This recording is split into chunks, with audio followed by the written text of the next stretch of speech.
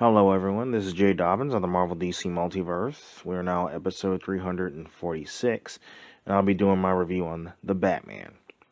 So, spoiler alert, if you have not seen The Batman, I strongly suggest that you do not listen to this episode. You've been warned. So, it's on Halloween. Gotham City Mayor Don Mitchell Jr. is murdered by a man calling himself the Riddler. Reclusive billionaire Bruce Wayne, who has operated for 2 years as a vigilante Batman, investigates alongside the Gotham City Police Department, of course. Or the GCPD for shorts. So Lieutenant James Gordon discovers a message left for Batman by the Riddler. But Commissioner Pete Savage berates him for allowing a vigilante to enter the crime scene and forces Batman to leave. Soon after, the Riddler kills Savage and leaves another message behind for Batman. So Batman and Gordon discover that the Riddler left a thumb drive in Mitchell's car containing images of Mitchell with a woman, of course, Anika Kozlov, at the Iceberg Lounge, a nightclub operated by the Penguin, mobster Carmine Falcone's lieutenant, of course. So, but yeah, while Penguin pleads ignorance, Batman notices that Selena Kyle, Anika's roommate, works at the club as a waitress. So Batman follows Selena home to question Anika, but she soon later disappears. So he sends Selena back to the Iceberg Lounge to search for answers.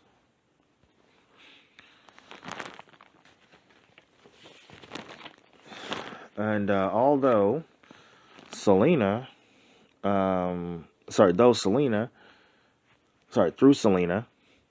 Batman discovers that Savage was on Falcone's payroll, as is District Attorney Gil Coulson.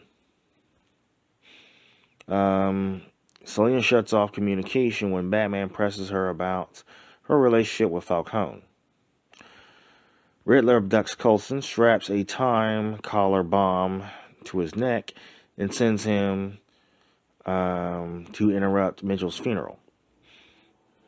When Batman arrives, the Riddler calls him via Coulson's phone and threatens to detonate the bomb if Coulson cannot answer 3 riddles. Batman helps Coulson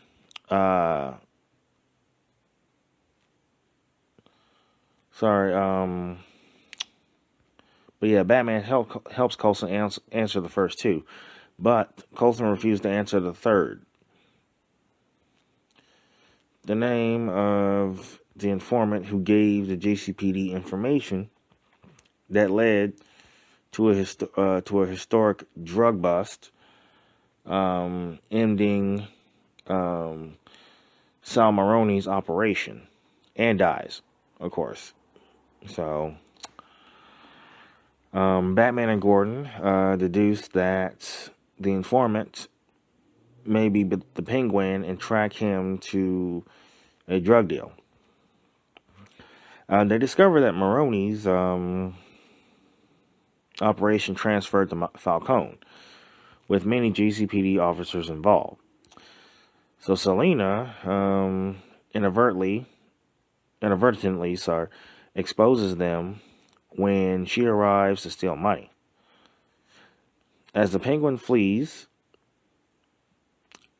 Selena discovers Anika's corpse in a car trunk.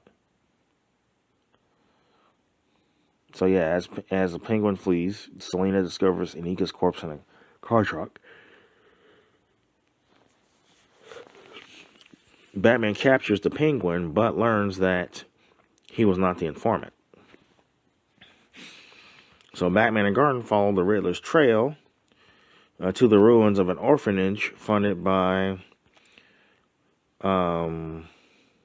Bruce's murdered parents, Thomas and Martha Wayne, where they learn that the Riddler holds a grudge against the Wayne family.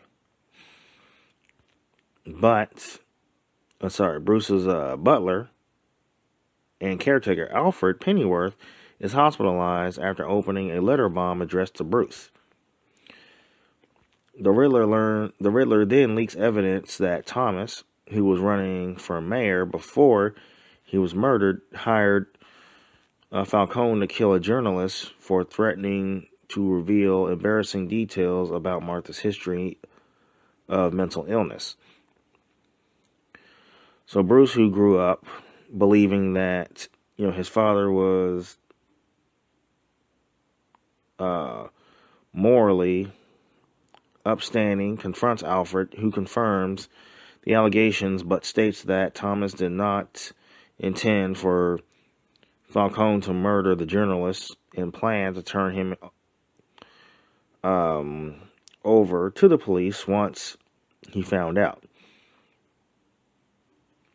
So Alfred believes that Falcone had Thomas and Martha killed to prevent this, of course. So Selena tells Batman that Falcone is her father, though Falcone does not know it. So she learns that Falcone strangled Anika because Mitchell told her that Falcone was the informant and decides to kill him.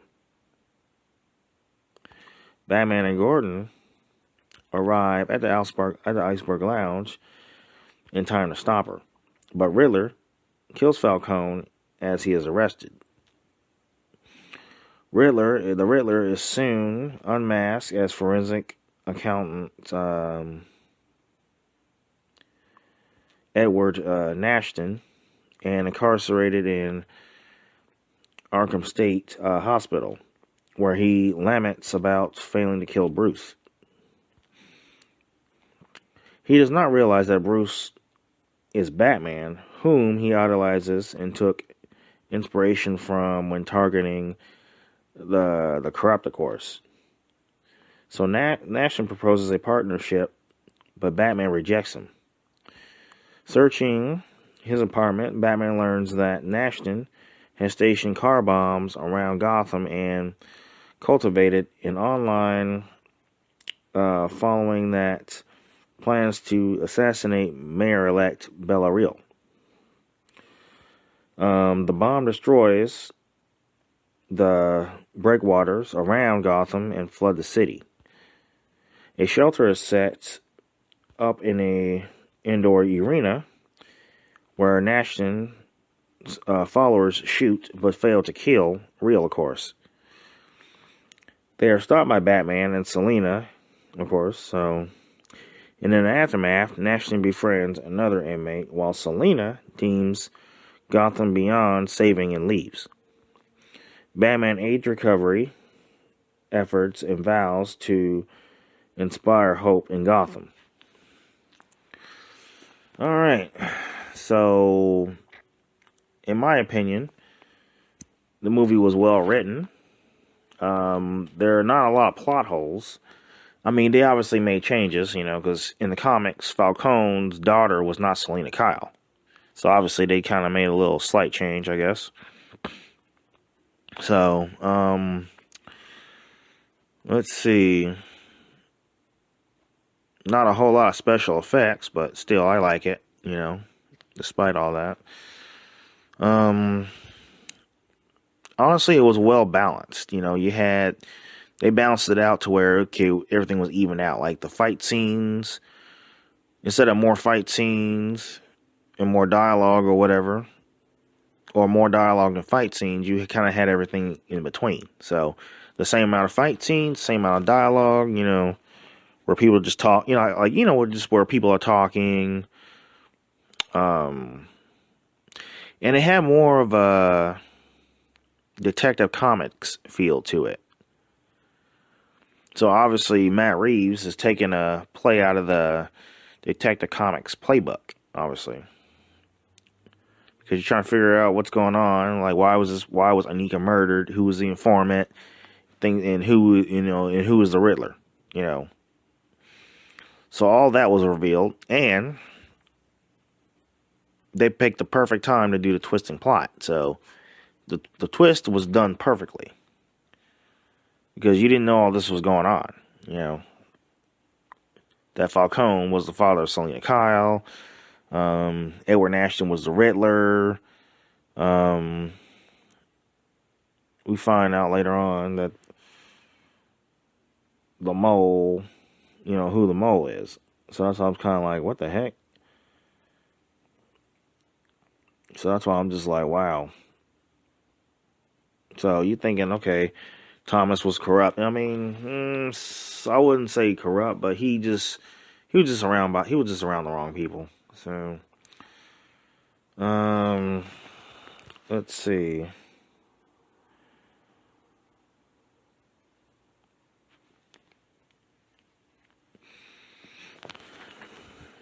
But the way I look at it, you know, even if Falcone went to prison, he was like, "Oh yeah, I'm gonna get out." And I was like, when they find out you're a snitch, probably not.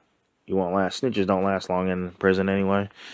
So anyway, yeah, like I said, I like how it was well written. I like the fight scenes. It was more of a, you know, like I said, a Detective Comics noir type of feel, you know. And of course, it was a lot darker than the previous Batman movies. So this one was more darker. But then again, the Batman movies were dark anyway. So, by the way, this movie has no connection to the DCEU, so they pretty much just did its own thing. But yeah, I would like to see more of these. You know, I'm pretty sure they're going to do a trilogy. So, good job, Matt Reeves, and good job to the writers for writing a perfect Batman movie. So, perfectly well done. So, and of course, you know, like I said, they stayed on point. It flowed, you know, the same amount of talking. They had equal amount of talking and equal amount of action. They didn't overdo anything. So, yeah, I think like I said, I think they did good, and I look forward to seeing more of these. And I hope that Robert Pattinson, you know, reprises his role as Batman, and I hope they do a sequel. And by the way, there was a post-credit scene, but it was like a little recording or a typo or whatever. That's all it was. So, and oh yes, before I forget, the movie has made $301.3 million with a production budget of, I would say, between 185 to 200 million. So 185 million to 200 million was the production budget. But yeah, $301 million worldwide. So, but you know, it might hit $1 billion. You never know. So, or it might hit half of that. You never know. So, we'll see. But I'm rooting for the $1 billion though. So, but that was it. So Warner Brothers, you know, they did good so far with this movie, but they just need to step their game up if they want to become competition for Marvel. So, but we'll see. But anyway, that concludes this review. Feel free to visit us and like us on Facebook. We're available on iTunes, Google Play Music app, Spotify, and of course, YouTube.